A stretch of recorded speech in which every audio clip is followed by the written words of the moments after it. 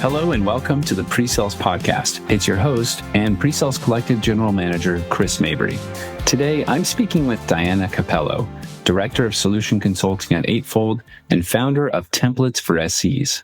Diana is a true leader in solutions, not only driving professional growth, but also driving conversation in our community around diversity, leadership, and much more. Diana has presented at multiple industry conferences and founded her new venture, Templates for SEs. The title for today's episode is Hiring: How to Build an Inclusive Bench, where we'll be diving into the importance and sometimes sticky subject of building inclusive teams on purpose, focused on sourcing goals, and Diana's unique approach to building incredibly successful teams. We talk about where to find great talent, how to build teams for performance, and where a little change can make a massive difference. There's so many golden nuggets. I hope you enjoyed as much as I did. Thank you for tuning in. Diana Cappello, welcome to the PreSales podcast. Thanks for having me. It's wonderful to have you. You've been a part of the community for some time, and I'm so excited for you to share the community how to build a diverse bench subject. First of all, I'd like to start with just learning something exciting in your world. So can you tell us something impactful happening in Diana's world? Yes. Just a couple weeks ago, I launched a side hustle. I have an Etsy shop, and it's called Templates for SEs. And it's exactly that. If you want frameworks, if you want templates, if you want examples of how to do X as an SE, I got you back. And that includes templates for managers when they plan their hiring programs, templates for SEs when they're prepping and debriefing with AEs, even templates for new parents going out on leave. That one's coming out quick. So check Templates for SEs on Etsy. Oh, that's awesome. It was one thing I used the community for before coming on as a general manager is I was looking for and hunting for templates. I know smart people out there are building them, and I know that I don't need to recreate the wheel every time. That's just where my mind goes when I think of your project. Why did you start it? So exactly that. I was in PreSales Collective and LinkedIn answering people's questions, and every time we would end with, do you have an example you can share? And I was doing it too. We were hiring a demo engineer. Do you have an example you could share? I was like, I was writing it down for myself, right? Every time I switched jobs, I'd always bring over my templates. And so I thought, let's just anonymize that, generalize it, publish it, and then share how I would do it. What's my version? And make a little passive income on the side. I'm not trying to get rich, but just trying to capitalize on my experience. That's awesome. For everybody listening, I'll link it in the show notes. And I'll link it when we do the social post too.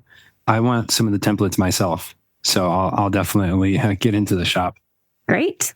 You're at Eightfold now. I imagine you've had a long journey to get here. So let's start with just your pre-sales story. What got you into pre-sales?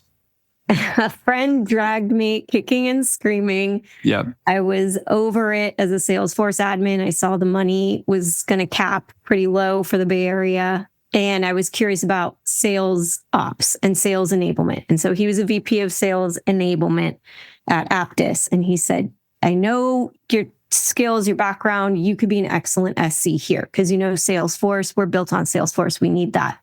I had this concept in my mind of all the SCs I knew from my past jobs, and they're all super smart, like multiple degrees.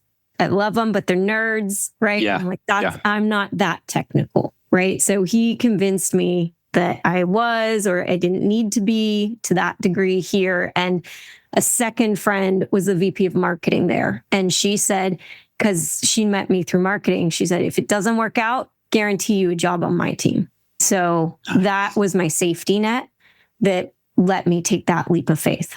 Nice. That's a good safety net to have. Yeah, it helps to have friends. And, the PreSales Collective defined the right term in their research as solution consultant a while back. I don't remember when. This is a perfect example of somebody who is like, hey, I've looked around and all the SEs I know have, deep level technical knowledge, or they know APIs in 5 coding languages and cybersecurity to the nth degree. That's not me, but, there's tons of jobs out there that don't require that. I like to think everything falls on a spectrum or a range. And as an SC, you can be much more of the salesy type, which is more me, outgoing personality. And my background was film and digital media. right? Not computers. Do not ask me to fix your internet or your printer. Then there's people like the SCs I knew who were doing machine learning before it was a thing.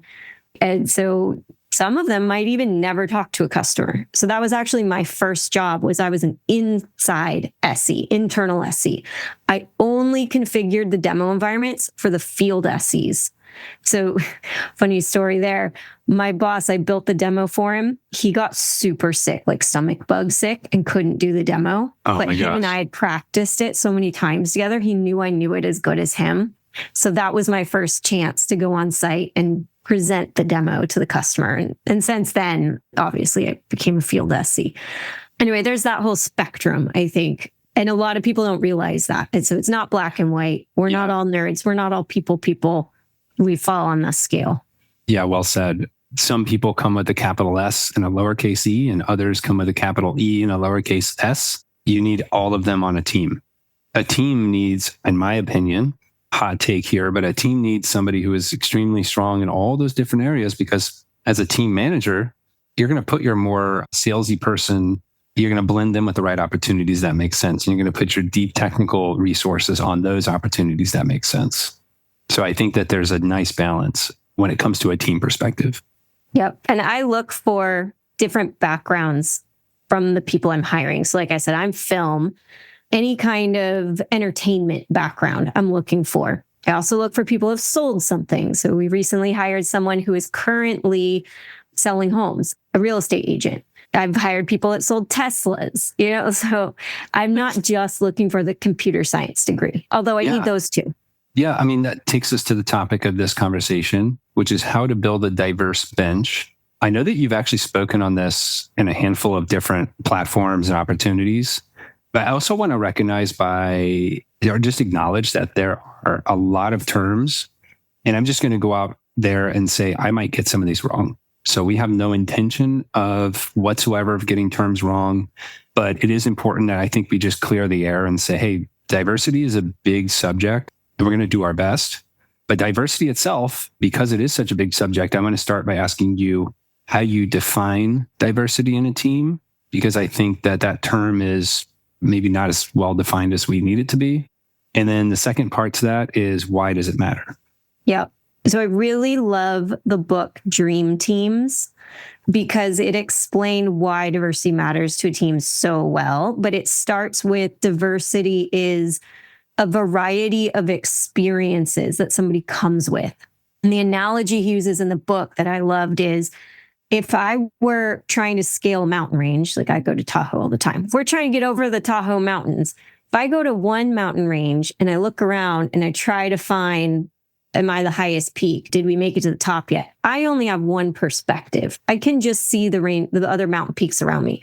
But if you go down the way and you climb Mount Talac, you look out there, you might see, hey, I'm taller than you. I'm on the tallest one. So now we have two different perspectives and we see twice as much, and we can make a more informed decision about what's the best way out. And so that is why having a diverse team with diverse experiences and backgrounds is so important. Now, the easiest way to measure, there's the obvious diversity, there's visual, right? Like I could have a different skin color, it could be a different gender. I could come from a different country, so I might not speak that same language as my first language. That's a little harder to measure. Religion, you don't see it, but it is a little bit more obvious of a diversity. But then there's social economical status. It doesn't matter what race you are. You could have grown up underprivileged or hyperprivileged or in the middle. And then there's also experiences. I have a friend who's a VP at a company that hires incarcerated women to be SDRs and train them up. And they have a 0% repeat offender rate. So you might be a veteran, right? Like I don't have any veterans on my team, but I'm looking for one. You might be multilingual. I'm looking for one of those too. So that's the kind of variety or diversity that I'm talking about. Unfortunately, measuring is limited to a small portion of that, but it's a good indicator that somebody's coming with a different perspective. Yeah, that's a nice way of explaining that. And besides having a team of mountain climbers, you really want a team of people who bring all that experience to the market, Why do you think it matters? When people think differently, they'll tackle a problem from different angles. And if you all think alike, or if you're all looking in one direction, you're going to miss the obstacle that's about to hit you in the face, right? So, for example, I had someone on my team who had a different style of learning. Like, we would approach the problem totally differently, and then we could cover more ground that way. I might approach it from an analytical process point of view. So, for example, I throw out to my team, what are the repeatable moments in a sales cycle that we must hit to win a deal? And I'm thinking a disco, a demo, a managed session. My teammates came in with such different things. And I was thinking, they were like, well, we have to convince them that AI is safe. I was like, that's not a call. That's like a conversation that has to happen. Yeah. But it is a moment. And there's always an aha moment when they get over that hump. And so when I saw things from their point of view, I was like, wow, that's magic in a bottle. Like, if we could make that a repeatable talk track that we could implement at multiple calls, we've done our job. So I was trying to solve the same problem as them, but from a totally different lens. And if we hit both, we're probably going to get where we want to go faster. This is so on point because I just had a conversation with Liz Anderson, our director of L&D, and we're the same way. She'll bring something to me that's so different, but perfectly suited for us to work together on things. We'll try to approach the same problem in two different ways. And I love it. I know that it helps us be more successful. Yeah. If you're thinking about the thing that your competitor's not, you're going to beat them, right? So you need more people thinking about more things. So as a leader, you're leading in this way. I'm curious, somebody's probably listening thinking, wow, that sounds great. Maybe I've heard some of this before, but I don't know how to bring this up to my company. I'm just trying to look at this through a different lens. Like, maybe my organization doesn't even like the term, and bringing this up, maybe it's a sore subject. I don't know how to hire against it. I don't know how to build an emphasis or an importance around it. What obstacles can someone expect, and how would you address them? Because you're literally doing it. I was surprised to encounter obstacles that I guess maybe I shouldn't have been surprised about. Number one, obvious one, is when you bring up diversity, the first reaction out of a lot of people is, I don't want to sacrifice quality. And I was so disappointed even to hear women say that. So are you saying you're not as good as the men on your team? Right.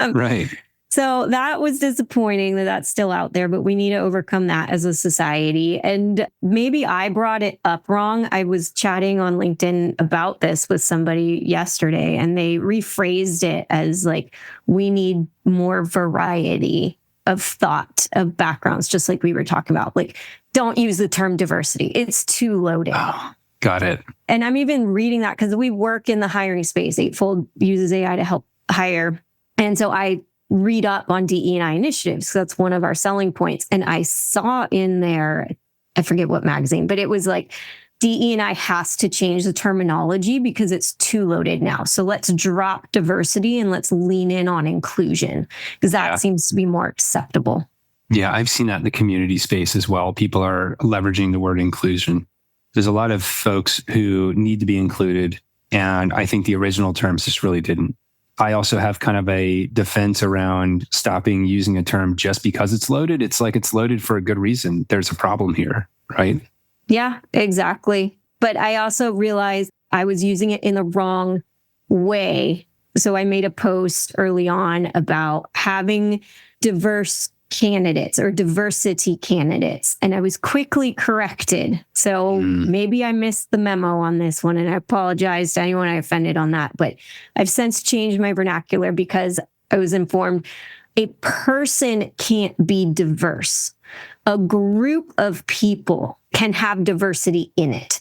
So I've since changed my vernacular to say, I want to prioritize marketing this job to underrepresented groups. Now, in marketing, that might be white men. There's a lot of women in marketing. So maybe you need men. My team's 75% people that identify with an underrepresented group. So maybe I do need more white men. So find out what's your underrepresented group and go from there. And so getting more specific instead of hiding under the umbrella term of diversity really helped me communicate well with people and represent them in a way they felt valued. The loaded term on that was, I guess, affirmative action in the 80s. If you were hired just because you were a woman or because you were Black, then you were a diversity hire.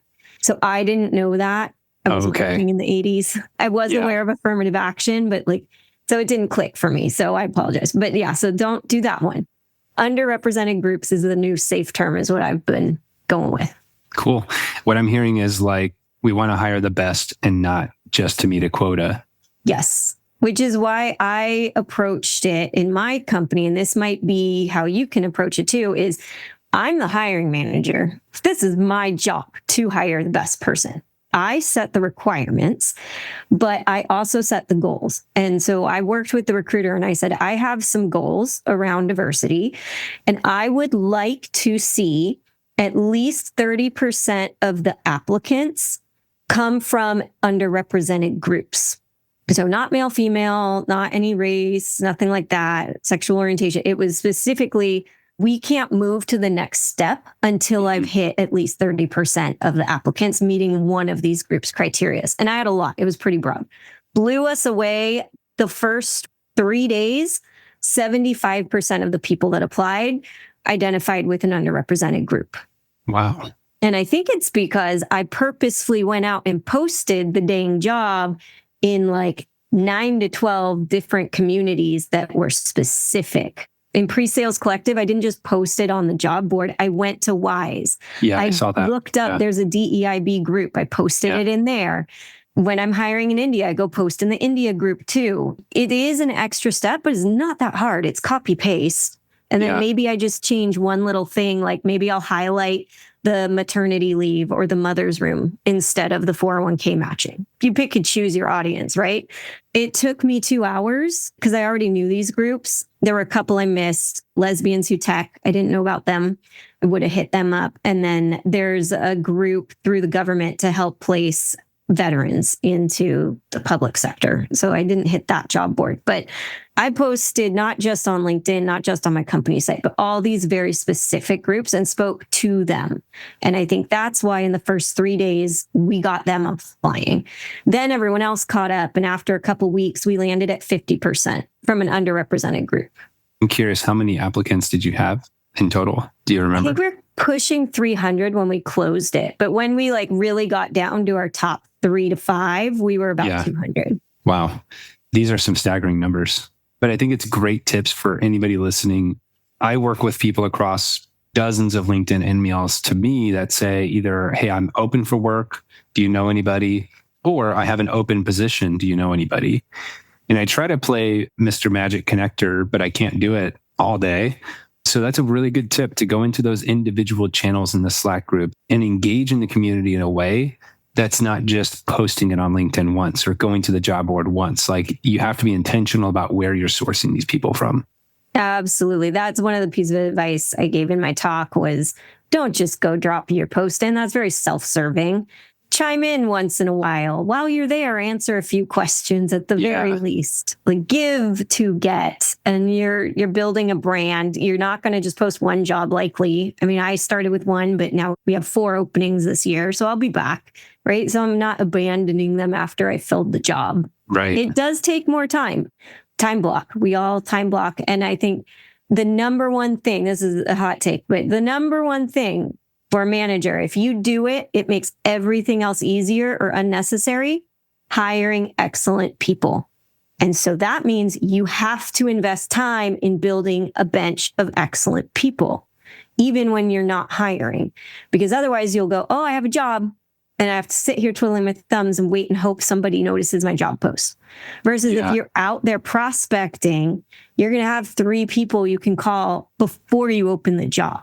Yeah, you're going to have people that fulfill your need or that you know and trust or that your team, your really excellent team, knows and trusts, right? Exactly. So I put a lot of weight on referrals. We'll definitely interview anyone that's referred internally, but I also want to source them, right? So my recruiter's out there looking for people, but I want people to naturally want to come to this company. I don't want to have to convince you. Yeah, 100%. So let's say our company doesn't like the word diversity and diversity hires. We covered that ground. And if you're just looking to start, it seems like you set a goal, but it was more of a sourcing goal than a hiring goal. No hiring goals here. This is not affirmative action. I knew that much about it. Okay. My husband's on the different end of the political spectrum from me. So him and I have interesting conversations about this. But I got him over the hump by saying, look, I'm not setting a goal that I have to hire somebody from these groups. I'm just saying I need to meet 30%.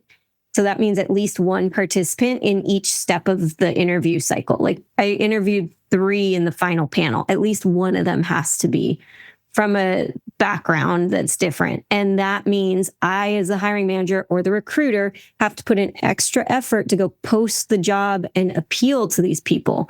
And they still have to meet the criteria. Like I'm not making exceptions. So it might be harder to go find them because they're gainfully employed, because they're absolutely amazing. They're like barnacles on rocks. So you have to get them to want to leave. So you got to pry them off. It takes a little bit more effort and time. So it's worth it is my message. It's just 2 hours more of posting a week. And you're only doing that for 3 weeks. And then you hire somebody. So it was the sourcing that was the goal. And then also another goal I had was the job description. There's a really cool site, Gender Decoder. If you just Google job description bias, you'll find something. But I use Gender Decoder, and it will tell me how many male coded words or female coded words or masculine or feminine that they find in the job description. So I happened to write my job description and it was heavily feminine words. Like I think collaborate and team, where the masculine coded words were like drive and take down. So I had to put more masculine words in my job description to make it 50-50. Wow, that's an awesome tool. I'll include it in the show notes so people can get a link to that. It seems like a tool that I could use for a lot of copy because in my role here at PreSales Collective, I write a lot. And I'm sure that I'm writing using terms that don't apply to everyone. And unfortunately, it's only gender. If you find something better, let me know, because I got to do better about appealing to different generations, different countries. The next thing I want is more variety in the age range. We have very much middle of the pack in experience in our team. We don't have a ton of people with a lot of experience. We don't hardly have anyone with little to no experience. We're probably hiring at the beginning of the phase, next hiring round in October.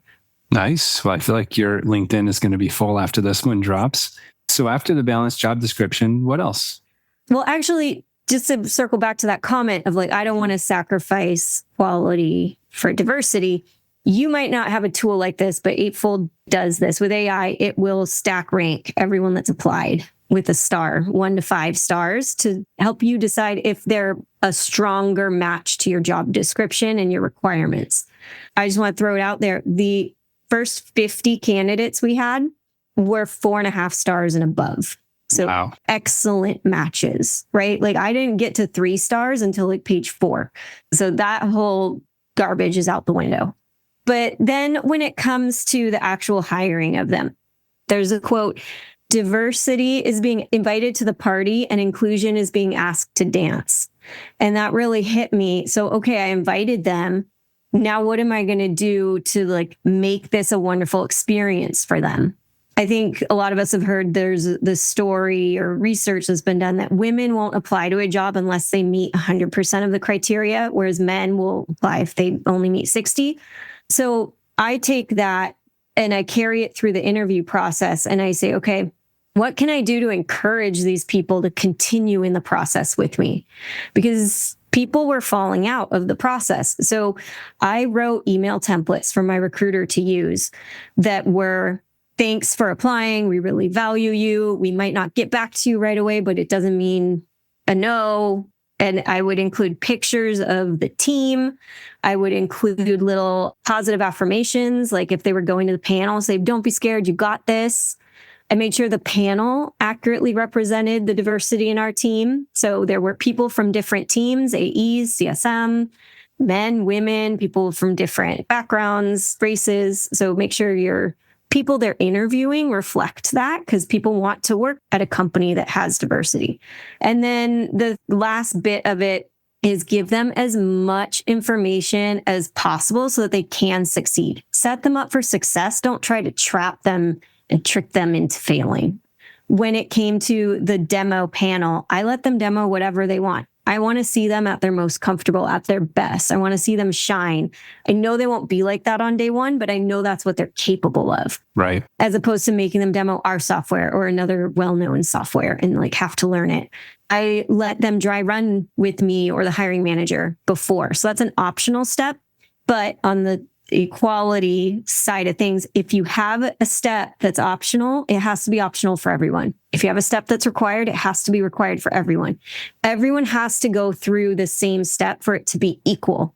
So if you get somebody that you're like, oh, this is my person, I really want them.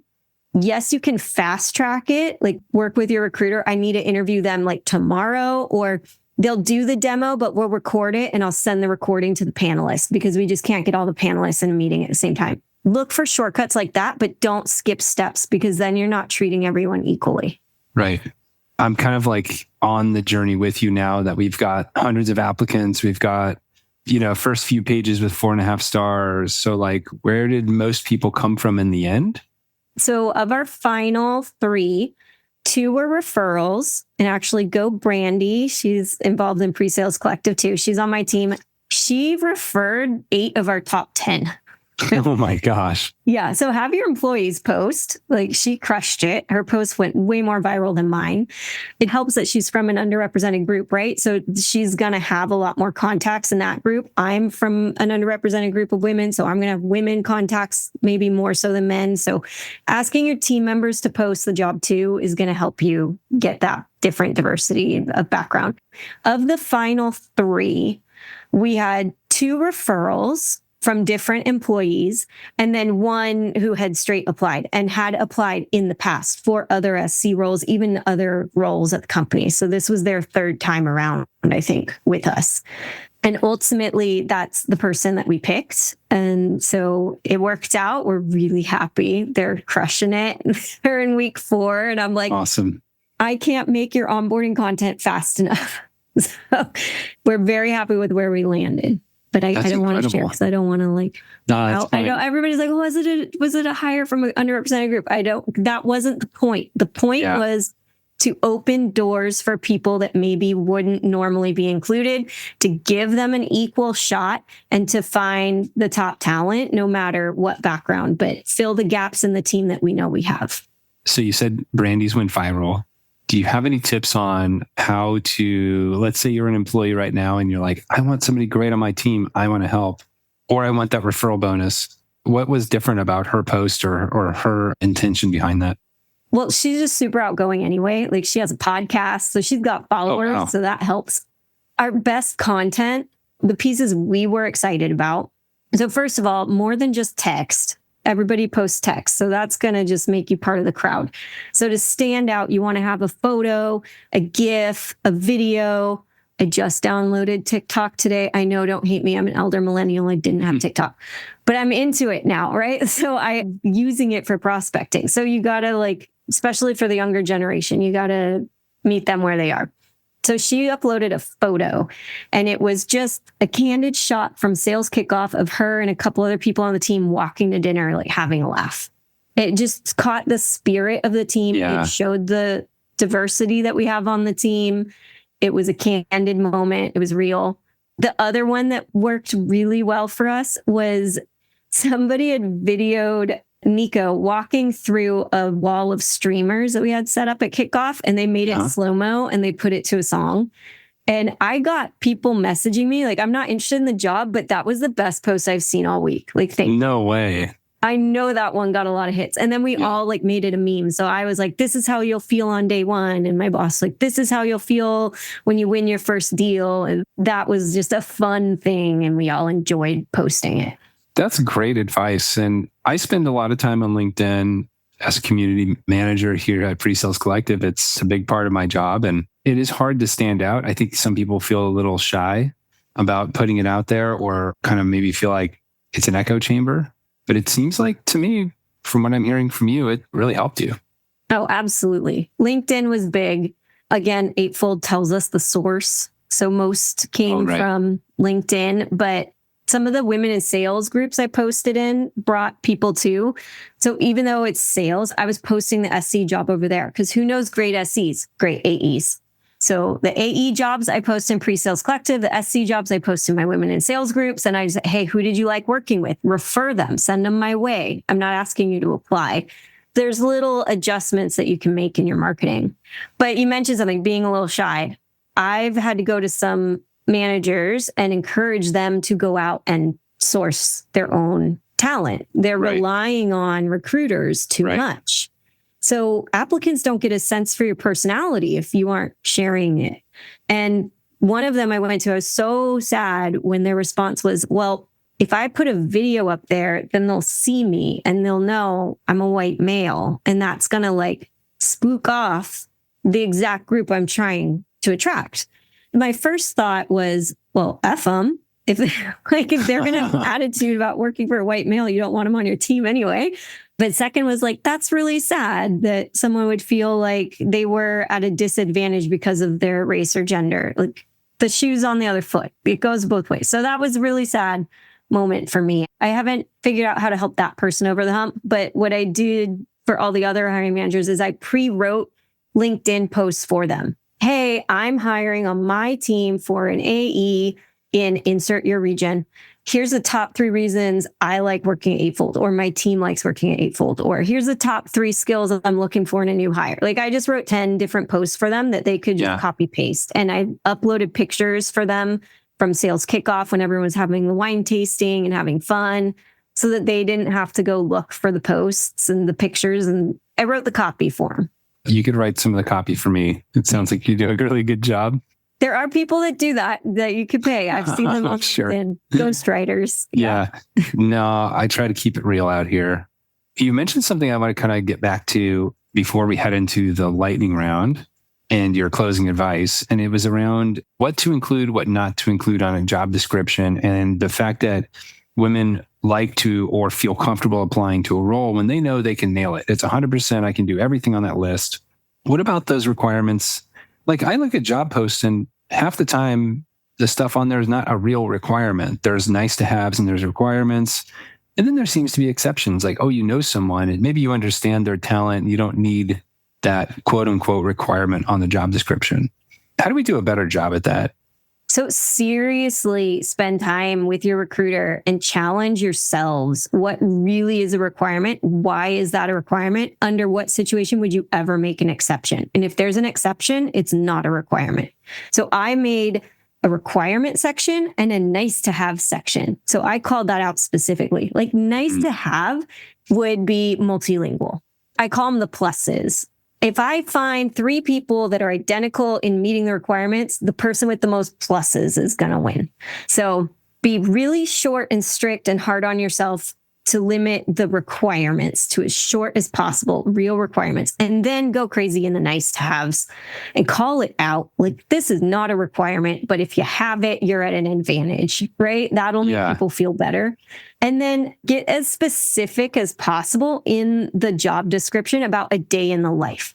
These are the tasks you might be doing. These are the challenges you might face so that then you're not focusing on a skill or a certification, but rather the person can understand a day in life and go, okay, I think I can do that.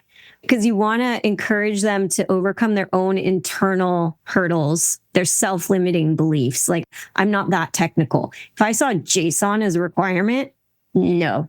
But I had Apex coding in my background. I didn't realize they were so similar. It took a manager pulling it out of me and giving me a JSON test to be like, look, you can do this, right? So had that been a requirement, I wouldn't have applied. So don't put it on there if it's not a hard requirement. And the new trend in hiring is companies are removing the requirement to have a college degree from most jobs. So at Eightfold, we've took it out of all jobs except the C-suite. Because really, do you need an MBA to be an SC? Probably not. Maybe you need a certification. But my husband, he works in the sewer department at the city. They had this really cool thing for a year, you're on probation. You can get fired for any reason. but you have 1 year to go get these 3 certifications. And at the end of the year, if you have them, you're hired full-time and you basically can't get fired unless you're a horrible person. So he gets tenure, right? If he gets these certifications. So they gave him a year. They paid for the certifications. They gave him time off to go get them. And he did. And some people didn't. And they got fired and they came back, got hired again the next year and tried again. And they made it through. So I really like that. If you have some kind of, you need to know JSON, fine, put me in a JSON class for a week. I'll nail it, right? Like, pay for it, because some of these people don't have the means to go get a 4-year degree. They don't have the money or the connections or the time, but they have the talent. So it's about giving them chances. Yeah. In my experience, I'm a perfect example of somebody who has been in tons of roles. I was in my first startup 24 years ago, and I have worked almost every job you can think of in tech, from network engineer, central office designer, to implementation manager, and managing sales engineering teams and being the only representative who flew internationally to go represent a company and all these different things. There's no way I would have applied to all these different jobs. I would have never been qualified to them. But I was scrappy enough to figure out where my talent would fit. And then I would try to learn the stuff I didn't know or ask the guru in the room to help me and support me in that one area. Exactly. So we like to say at Eightfold, hire for potential. I like that. It's tough in this economy, though. I feel, what about the objection that comes to my head when somebody says, well, you know what? I can only hire one person. We're not flush right now with cash. It's 2024 and things are a little bit harder. It's harder to get headcount and budget. My team is doing more than ever with less. We have this one chance. I don't want to take a chance on someone. Yeah. I've been kind of in the same spot with that demo engineer role. Them being in India and me here, I've never led a team like this before. Mm-hmm. I need somebody better than me in this area, which means it's not going to be a college grad. But it's just the first role. We have plans to open a second. So the first one in a spot, that's when I'm going to hire for experience. They might be the manager in 2 years. So I need somebody with that level. But if it's the second person, great. Recent college grad, tell them what to do, point them in a direction. Yeah. That's when I slot those folks in. Even for a manager, we have a manager on the team. It was going to be his first hire. And we talked about, because we had a choice, backfill somebody. We had 2 backfills, a senior and a less than 2 years, right? And we said, it's going to be so much easier for you as a new manager to onboard a senior than it is to teach somebody everything. So let's prioritize the senior. Let's get them to give you feedback on the onboarding program as we build it in flight. And then we'll go hire the junior. And by then, finance will have saved up enough budget for us to pay more money. Yeah, exactly. So we could actually hire someone in the Bay Area that could sit down with you next to you at the desk and be paid a living wage and learn hand in hand from a matured onboarding program. So we have the pick of the litter right now as hiring managers. That's true. We can easily go find somebody with experience, but sometimes your team is missing that experience. Like, what if I went and hired a recruiter right now? Because we sell recruiting software. I want to go hire somebody who's been a recruiter. They've never been an SE, but I bet you they can sell to recruiters, right? That's when I'm thinking about transferable skills or different backgrounds. It's not always fresh out of college. It might be transferring from another profession. Yeah, I'm a huge fan. And there's a lot of success stories in transferring from profession like education and others into solution engineering roles. That's great advice. And speaking of advice, before we go into the rapid fire questions lightning round, what is your closing advice on how to build diverse teams? It's worth the extra effort. Put in the extra effort to go find them. They're hard to find because they're gainfully employed. So nurture that bench. Set goals for yourself, because if you don't have a goal, you're just going to wing it and who knows what you're going to get. And meet them where they are. So what I mean by that is be open to transferable skills that they have. They might not have JSON, but they might know Apex. That works. Or meet them where they at could also mean go find them in their little private community in the Slack. Right? Don't just post on LinkedIn and think you're done. Diverse teams are worth it. set a goal, meet them where they are. Awesome. All right, rapid fire questions, and then we will wrap it up and tell people how to get a hold of you. So the first question is, what are some of your biggest pet peeves in solution engineering demos? Oh, utilize. Why the F do we use that word? Just say use. Like, it drives me nuts. If someone says utilize, I'm like, oh, you're just trying to sound smart. All right. Don't say utilize, especially with Diana. What is the number one book you'd recommend to friends? For this purpose, Dream Teams. Okay. That's the book you mentioned earlier, and it's certainly something I'm going to pick up. We're also building a new book list, and maybe this is an addition. What is your favorite song at the moment? Drunk by Ellie. It's a country song. It's like, I'm drunk and I don't want to go home. I don't know why, but my 7-year-old loves it, and she calls it Dunk, and I can't tell her what it really is about. It's so funny. And the music video is great. I'm a big music video person, so that's how you're going to get on my favorite song list. Okay, cool. So those people are trying to get an edge for those new up-and-coming roles. My 6-year-old loves very interesting music as well, and I'll share music with him and stuff. His number one song at the moment is Crazy Train, so I appreciate it, but he'll come over and he wants to surprise his friends, so he'll come over and whisper it to me. You know, like, hey, put it on, and I'll put it on, and he'll rock out and like surprise his friends. It's really funny. I love that. Hey, you can't go wrong with Disney soundtracks. Like Moana, I could put that on repeat all the time. Yeah, it's tolerable for us.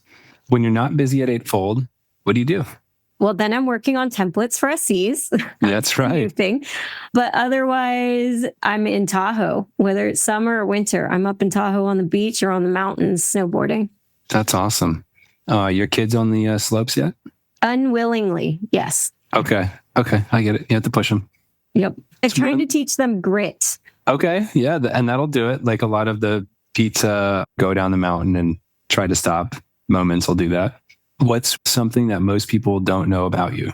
I have never drank a cup of coffee. Whoa. That's so startling to me. I don't even know what to say.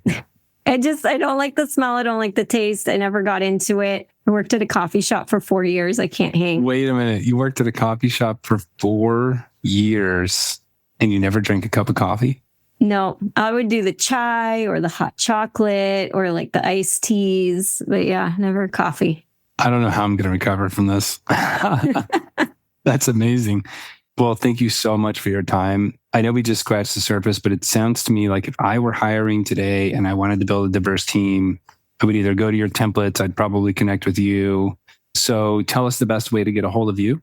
LinkedIn, I'm all over it. I'm in PreSales Collective at least once a week, but LinkedIn, I'm on there every day. So go ahead and DM me there. Okay, cool. And I'll add the other links to the show notes like I described. And thank you so much for your time, Diana. It's a real pleasure talking to you. Thanks, Chris. Thank you for joining me today on this epic adventure with Diana Cappello. One of my biggest takeaways is this: building a sourcing goal instead of a hiring goal. Simply finding the right sources is key, and great talent is most likely employed. So you have to go the extra mile as a hiring manager to make it happen. And don't wait until you have an open seat. Continue to source a great bench through time so that you have them waiting for you. You can find Diana on LinkedIn, where she has all the links you need to engage with her. Thank you so much for tuning in. At PreSales Collective, we're about learning, connecting, and growing. I believe in investing in these 3 pillars will greatly increase your success and happiness at work and in life. Till then, see you next time on the PreSales Podcast.